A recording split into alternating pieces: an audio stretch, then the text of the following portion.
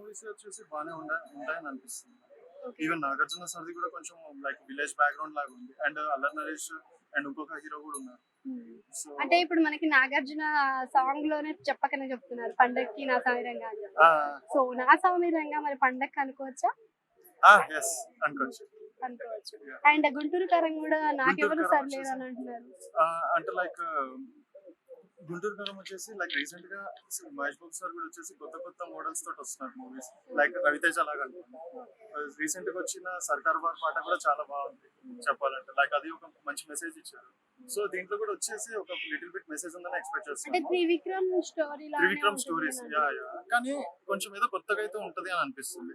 ఆయన way of style గానీ, walking style, like speaking action గానీ అండ్ హెయిర్ స్టైల్ కూడా కొంచెం లైక్ ఒక పోకిరి మూవీస్ ఆ టైప్ లో బ్యాక్గ్రౌండ్ లోకి వెళ్ళిన. అంటే ట్రోలింగ్స్ అంటే ఇన్స్టా ట్రోలింగ్స్ లో చూసుకుంటే Yeah. Son of Satyamurthy, Attarintiki Daredi, ఆ, తర్వాత అజ్ఞాతవాసి సేమ్ అలాంటి ఈ type లో- ప్యాటర్న్ ఉంది అని అంటే అంటున్నారు. ఇంకా డైరెక్టర్ ని బేస్ చేసుకొని వాళ్ళు అన్నట్టున్నారు. ఆ, బట్ చూడడానికి అయితే బాగానే ఉంటుంది నాకు అనిపిస్తుంది. యాక్చువల్లీ ఆమె Prabhas fan. But Mahesh Babu sir కి కూడా చెప్తున్నా అంటే లైక్ కంటెంట్ అలా బాగుంది.